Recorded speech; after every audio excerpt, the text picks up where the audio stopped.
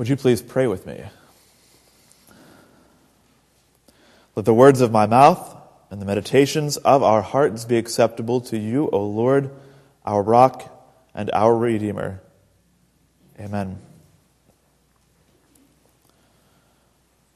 My sheep hear my voice. I know them, and they follow me. Every Tuesday, well, at least a lot of Tuesdays, I try to go to a pastor's Bible study. That's right, pastors go to Bible studies also. And not just ones they lead, but they go to learn and to soak in the information given at Bible studies. And it might be shocking to some of you. This Bible study I go to, it's over in the North Hills. It's a group of pastors that I really love and admire, and I always learn a whole lot from them when I go and be in their presence.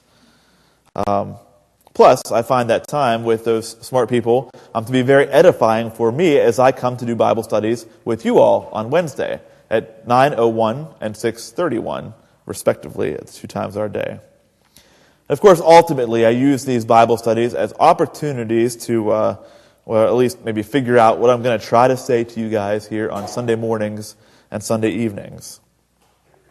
And so this week, I went to Bible study over at Berkeley Hills Lutheran Church in the North Hills. And we got to the gospel reading. We usually read through all the texts, and we talk a little bit about each one of them. And so we finally got to the gospel text.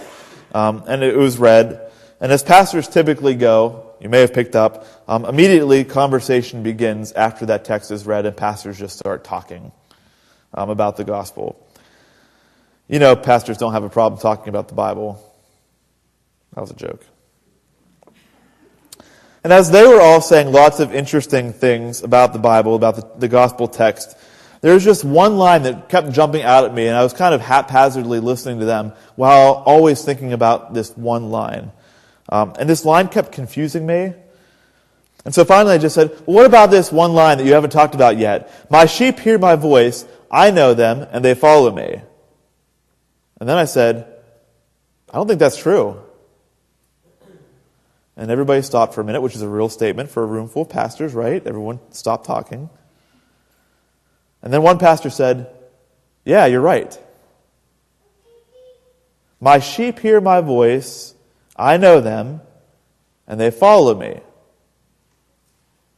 Now, I'm still not really sure what to make of that line from Jesus. I mean, Jesus says that. And I guess my first way of thinking about it would be to think about like Jesus' experience. Because just a little bit earlier in the Gospel of John, the verses right before our text, Jesus talks at length about how he's the good shepherd, and he knows his sheep, and how he'll go to great lengths to protect his sheep. And now he says, my sheep hear my voice.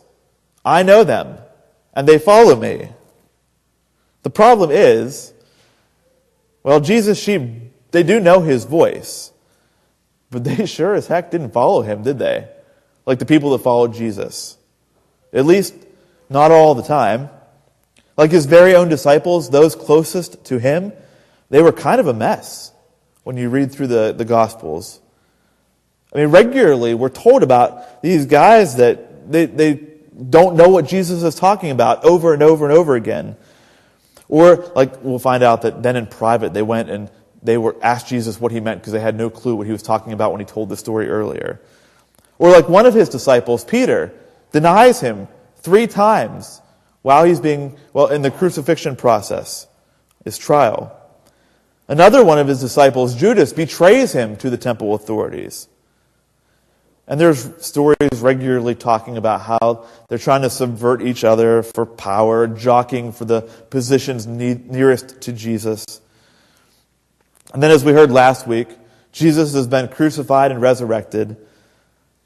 And so in this moment of Jesus being back and appearing with them, Jesus finds them back fishing again. The ultimate sign that this whole way of life that he's been leading them on, they've kind of abandoned and forgotten.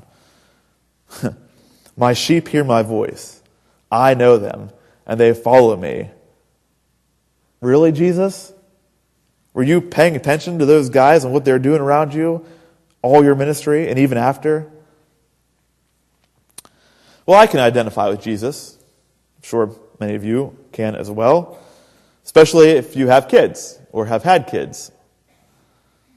As I said this line from Jesus, it's really been in my head all week long. As I first heard it then on Tuesday, and I've been wrestling with it all week long. And I've been thinking of myself as the shepherd in my house, right? Jesus, his sheep didn't follow, so I think of myself. I'm the shepherd. I got 3 little sheep that, well, can't use the word follow there either. My sheep hear my voice. I know them, and they follow me. Well, my sheep do indeed hear my voice. I know they hear my voice. I can tell they hear my voice. When I say, Jacob, stop calling your sister bad. Baddie, bad, bad, bad, bad. Jacob, stop calling your sister bad. I know he hears me because his head turns roughly in my direction, and then it goes back. And he's not looking to make eye contact. He just wants to know how close I am to him. Then he goes back to chanting, bad, bad, baddie, baddie, bad, bad, bad. Or I can tell Cece knows my voice. When she's walking away, I say, Cece, come here. She just keeps going right on her direction she's going. My sheep do indeed hear my voice. I have no problem with that part of what Jesus says. I know them. I'm good with that part too. I do indeed know my sheep quite well. They follow me, not so much.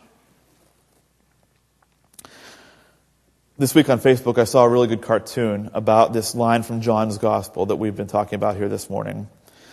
There's this sheep sitting on a reclining chair in the middle of the pasture field, and in front of him was a TV.